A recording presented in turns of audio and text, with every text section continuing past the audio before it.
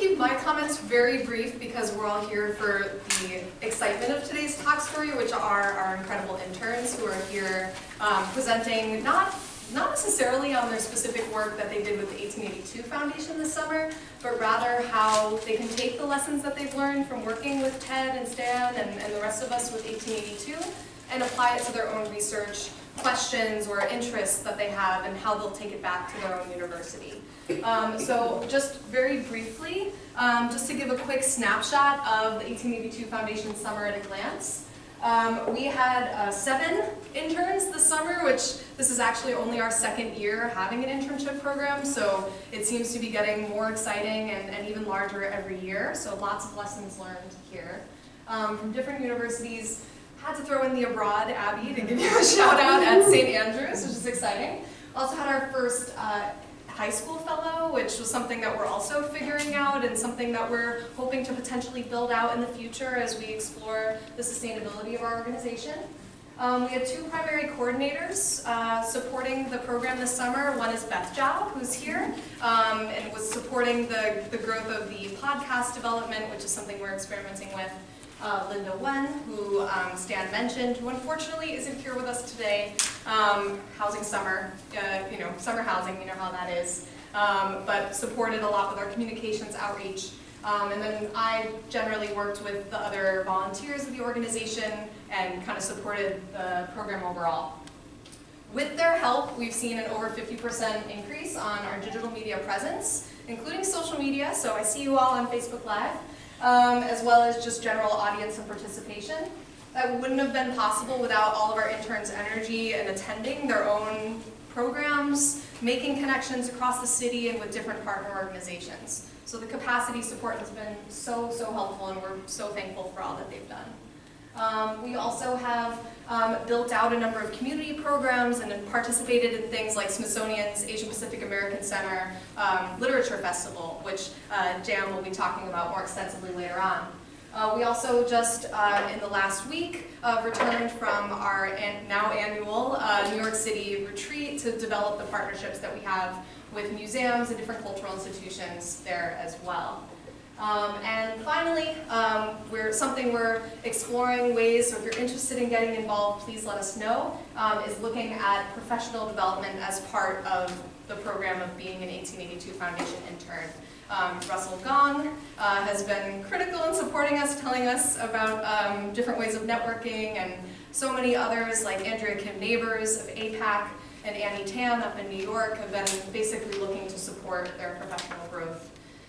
And of course, too, none of this would be possible without the critical support of the Harrison and Anna Lee Memorial Scholarship Fund and great supporters like Marcia and Frank Moy and others, of course, who are here in this room. So thank you so much for your help and for making this happen this summer.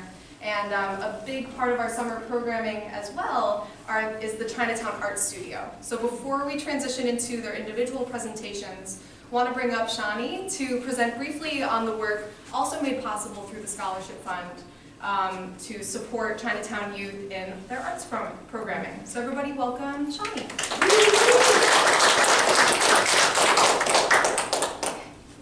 You can just advance using this. Thank you. Thank you, Allie. Hey everyone, my name is Shani.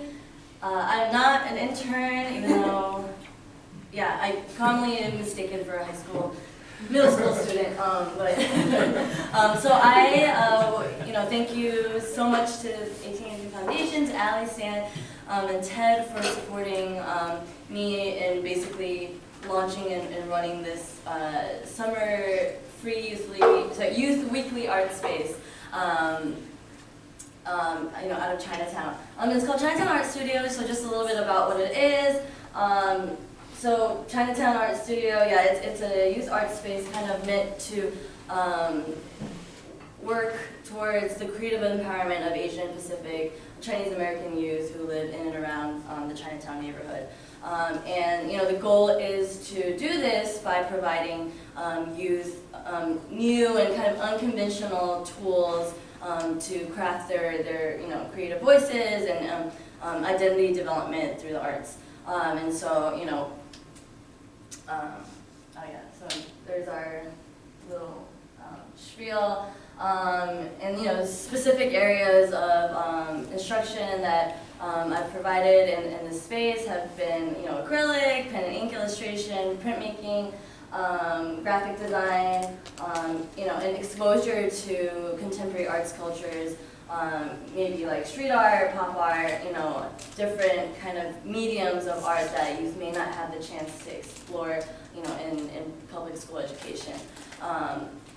And so today, I guess, with the time that I have, I'll share a little bit about what we've been doing in the last couple of years. So it launched last year in 2018, and we've continued into this summer. And also a little bit about my story, just because I think 1882 Foundation, such a big part of their work is uplifting folks through their stories. And I'm so thankful to be a part of that and be somebody that they've uplifted through allowing me to share my story. Right? So, oh, it's not good. Oh, did you download the? I'm so sorry. This was the one you shared? Yeah, I know. I like last night, late at night, I like added more slides. Can you? Sorry, this is just what we have. Do you mind to just look at? Sorry. Yeah. Okay. So I had some photos of my own artwork and stuff like that, but I think it's okay. Well, we can follow up with and share it through the website or share it to folks afterwards. It's totally fine. Sorry, I used the one last year. Yeah, no, I sent one like late last night, and then I added slides onto like Google Slides. Anyway, so yeah, just a little bit about myself and my story. So I live in DC now, but and I've lived here for almost a decade. But I grew up in New Jersey, and kind of the reason. Or what this program came out of was really my own experience with, using art as a vehicle for self-empowerment. And so, it's probably a story that's familiar to a lot of folks here. But I felt, growing up in New Jersey suburbs, and like I was really in the Asian American community there. My family's from Taiwan. We grew up in a really tight-knit kind of Taiwanese American community. Went to Chinese school, went to like a Chinese church, and just kind of surrounded by these different Asian American communities. And also grew up around a lot of diverse groups. Like my closest friends are Filipino, and then I went to a magnet school for high school where it was mostly Chinese and Korean American folks. And so, I think I had a certain experience of feeling very alienated from the Asian American community that I grew up with, and because of my interests or things I cared about. So I was always, I think, really interested in social issues and trying to understand why the world is the way it is, and kind of noticing the suffering around us. And also, I was really into different things, like for example, like super into indie rock, or like indie film, and these were things that just people around me kind of shunned me for, or cast me as like an angry weirdo growing up. And so I think, when I came to DC on my own, something that really just changed my path forever and gave me a true sense of agency and control over my own narrative and my, my life and who I am, was discovering hip hop and street art. And I kind of used that as a platform to craft my self-expression and my art in the way that I wanted to, as opposed to the way I grew up. I always loved art, but like in the classes at school and whatever extracurricular activities I had, it was a very specific way that they instructed us to be, right? Like to be good at art, to be a good artist was to draw really good, like to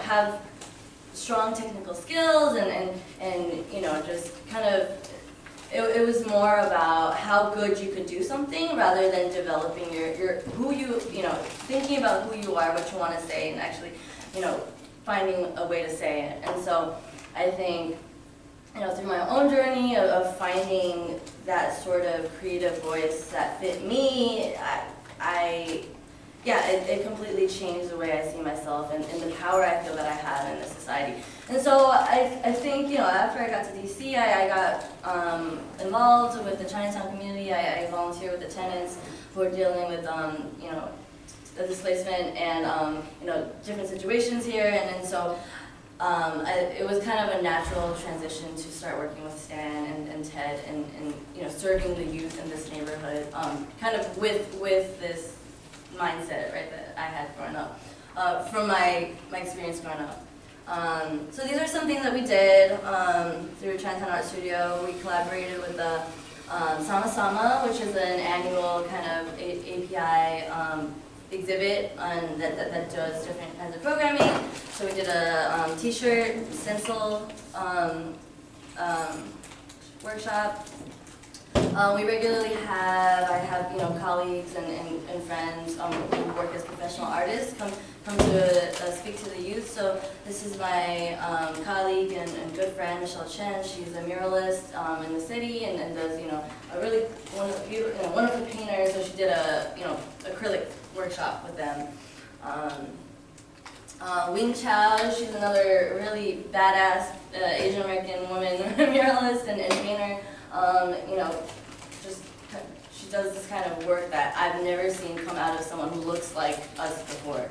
So the idea is really to kind of show the youth the possibilities of what they can be. I'll just speed through this. And some photos, we did a workshop with a Latino organization, building bridges between communities, workshops. I had a residency at Chapita Factory. I did a workshop there. Zine workshop with one of our volunteers.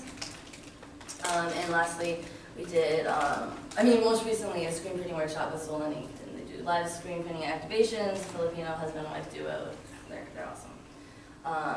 And some photos from a youth art showcase that we did last summer.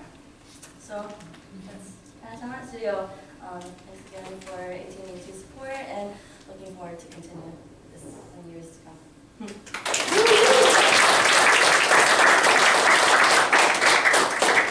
Thank you so much, Shani. And for more information on the Chinatown Art Studio and also links to Shani's own work, we'll definitely follow up and be sure to include that in our next mailing list. So don't fret, there will be more.